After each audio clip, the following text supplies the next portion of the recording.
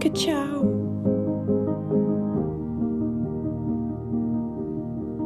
Custard. So it's been brought to my attention that because of the way I opened the Pringles can last time I did this, people didn't get my message. So the message is about where the flavor is on the Pringle. So I'll open it the more conventional way.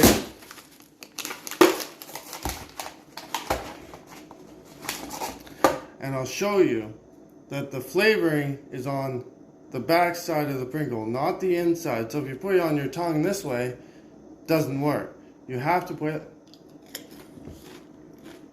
Now it's a good Pringle. And what makes you so sure that I am fit to stand at the forefront of your squadron? For the glory of Arantane and my sweet granddaughter, Sarah Elizabeth, I live for battle! Dinner time for Squish. Hangry Squishy. Hangry, hangry, hangry.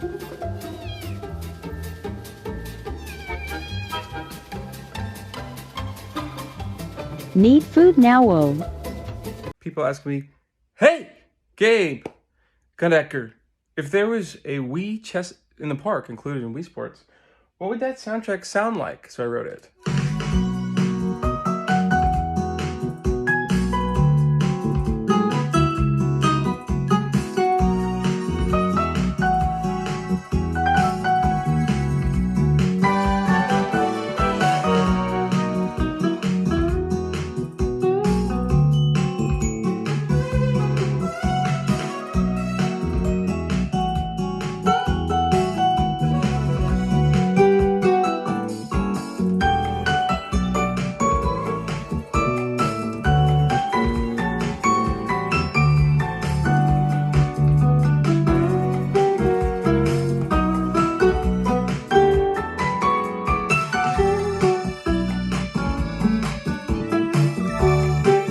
Welcome to Baked Takes, the show where I, your host, gets to bake and evaluates each member of the Cheetah Girls based off of what I think would cause them to kick me out of the group.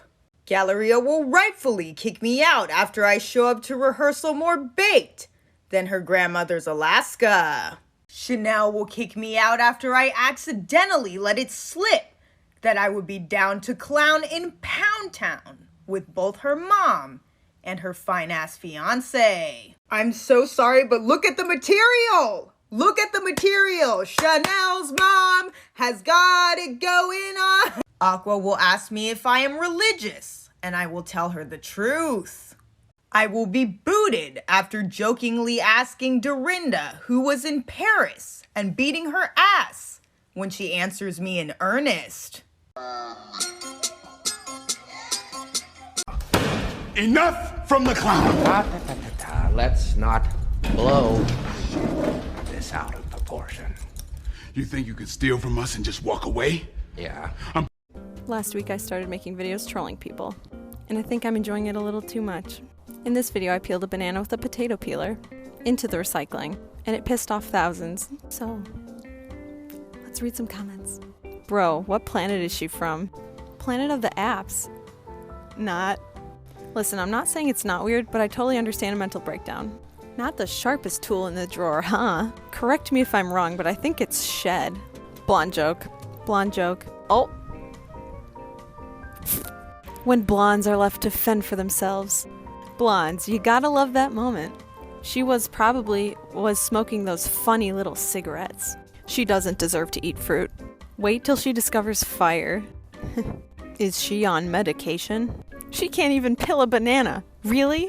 What kind of disease does she have? I was born with glass bones and paper skin. Every morning I break my legs, and every afternoon I break my arms. Okay, so this is my impression of a small town white couple announcing their pregnancy, but they're weebs. We're adding one piece to our family. Baby Luffy coming this summer. Saga, yo, we're pregnant! Guess who's adding one more little shinobi to their village?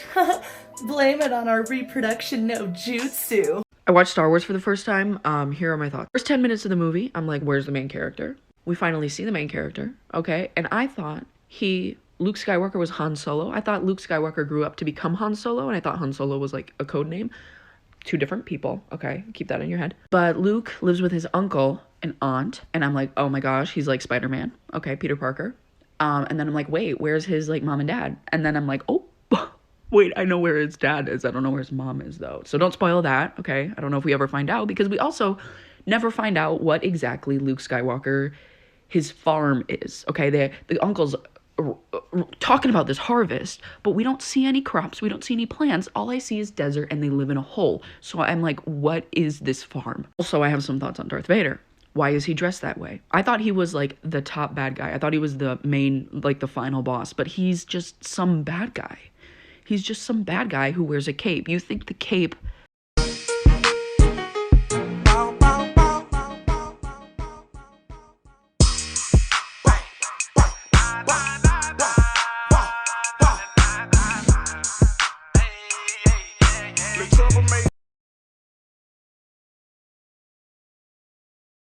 And lo, I have turned water into wine.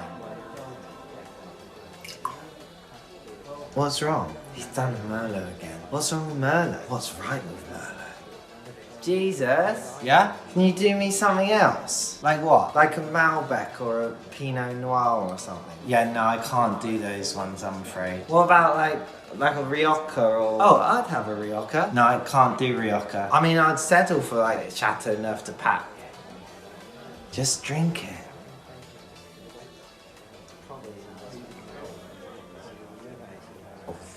I could probably do a Shiraz. When a struggling outcast becomes enraged by a refugee crisis quickly taking over his community, he decides to confront their small-minded leader who's doing nothing to help. His bravery results in him being selected for a dangerous task, which takes him on a whirlwind of a journey with the most unlikely of partners. Set in the madcap world of the 16th century, this multi-layered masterpiece teaches us that it is only true love that can set us free, and that only shooting stars can break the mold. This is Shrek. Roasting tattoos, part 2. You all asked for it, so don't get mad at me. Warning, your tattoo is about to get roasted. And if you get offended, I know, that was my intention. But remember that I am no one, and my opinion, or anyone else's opinions of your tattoos does not matter. With that being said, I'm going for the jugular. Starting us off, we have anchor tattoos, especially if they say refuse to sink. Sinking is literally an anchor's only job, and let's be honest, you've never spent a day out at sea.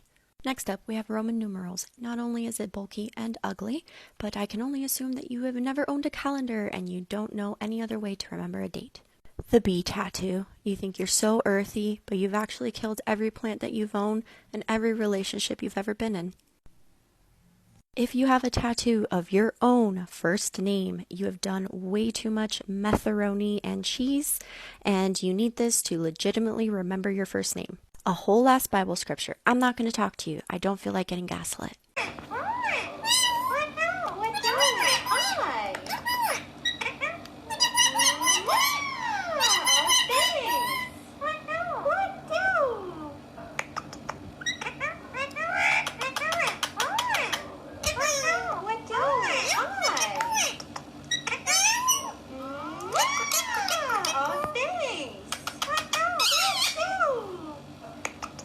First of all, Mr. Clock App, it's not a real sword. See, not pointy. We're all good here. Second of all, it was my roommate's birthday, hence the streamers. Third of all, I'm cooking dinner, hence the apron. So I have a new strategy for when tryhards with undercuts tell us that a reverse grip is the worst thing since the Holocaust. And that is to introduce them to the ladder grip or the jackhammer.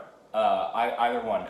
You can do underhand or overhand, and this is an unbeatable fighting style. So why is this what I keep walking out to? Pack it up. I'm taking away your phone. Someone suggested we try fake rocks. Really? So far, so good. 3 minutes later.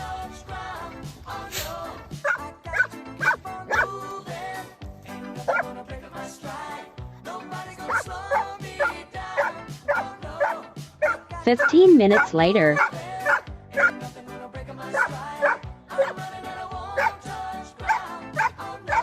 R.I.P. Buddy.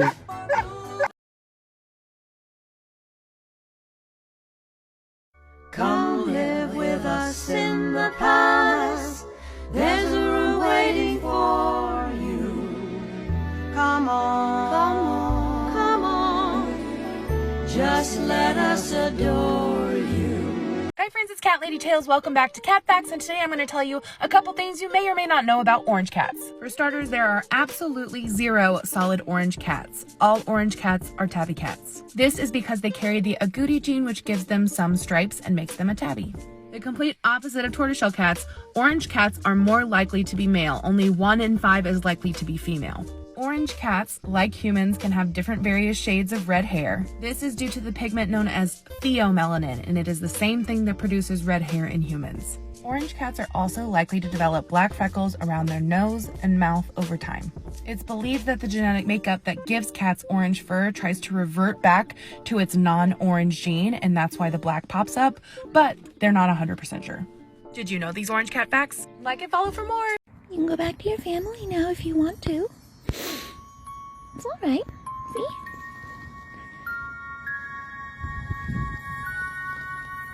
It's okay. Oh, you're so sweet. Yeah. It's comfy? Okay, you can hang out as long as you want. Good boy. Kiss me and smile for me. Tell me that you'll wait for me. Hold me like you'll never let me go. 'Cause I'm leaving on a jet plane. I don't know when I'll be back again. Oh, babe, I hate to go.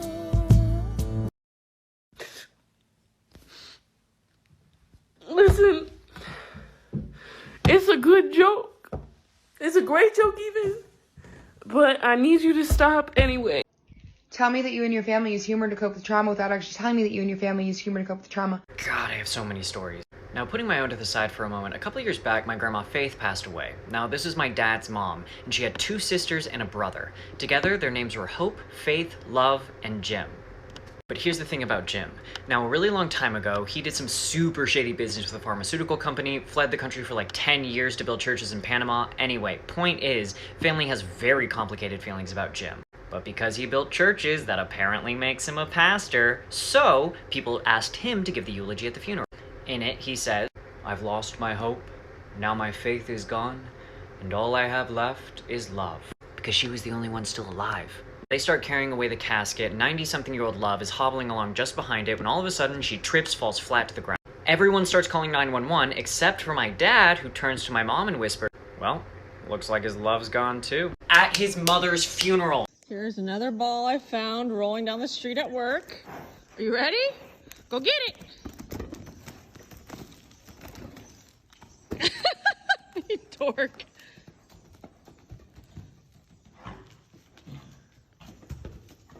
It's a little one, isn't it?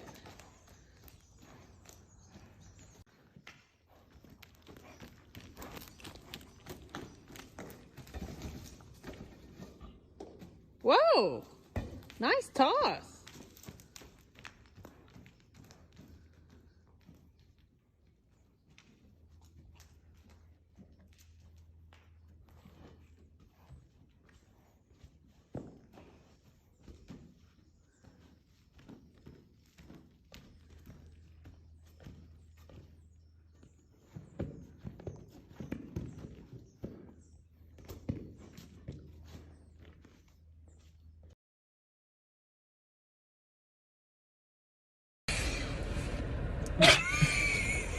got this. I have this. Okay. Bum bum be dum bum bum be dum. What's wrong with me? Bum bum be dum bum bum be dum. Why do I feel like bum bum this? be dum bum bum be dum. I'm going bum, crazy. Bum be dum bum bum be dum. Almighty Patrick, are they going to find a job? Oh, Jesus. Okay. Yeah, I think you're gonna go on Wheel of Fortune. Zodiac Signs is April Ledgate Quotes Part 2. My problem is you, Smellus. Ben told you to finish the website, and if you don't do it, I swear to God, I'm gonna murder you in your sleep. I know where you live, 14th Street, right? Deep inside. You know this song already? Of course I do. Everyone knows the song. It's amazing. Time after time, time after time. This is gonna be the greatest thing ever.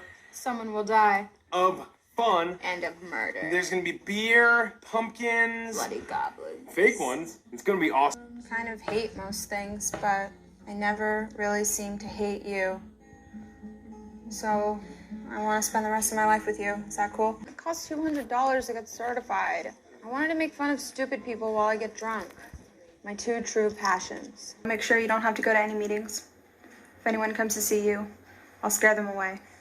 Wait, April, if you had to choose between these two ties. No one asked, but here are 5 Pokemon who are definitely gay men. Machamp is a twink turned muscle gay who then became addicted to steroids. He's the kind of guy who would brag about eating clean on Instagram and then do meth at a circuit party. Okay, so Bayleaf is the gay that everyone has a crush on because he's just so cute and nice, but he's also had a long-term boyfriend for like 7 years, so it's never gonna happen. Alolan Dugtrio consists of 3 men who met at hair school, and you wouldn't think this throuple arrangement would work because they're all bottoms, but it really does. Farfetch'd is an elder gay who loves gin cocktails and hates twinks. Dragonite is the nicest and nerdiest 6'7" bottom you will ever meet. Like and comment for part 2.